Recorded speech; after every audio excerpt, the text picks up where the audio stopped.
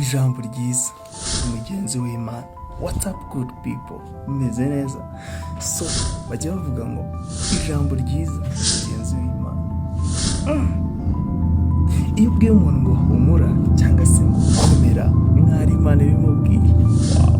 Uwo muntu uburyo utazi byikora mu mutima bivuze ngo humura bizakoreka, humura bizakunda.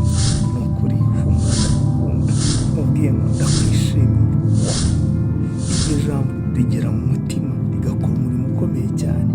Ese wari uzi ko haba igitabo cy'urwibutso amagambo tuvuga, ibintu byose dukora uburyo birandikwa, n'uriya murimo witwa guhumuriza abantu ijuru birandikwa.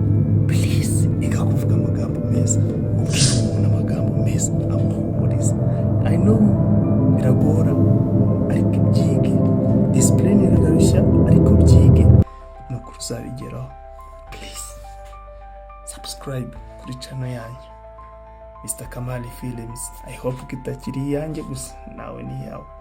Ni film imara abana agahinda. Please bikore wikinira, tugere muri Vision 2050.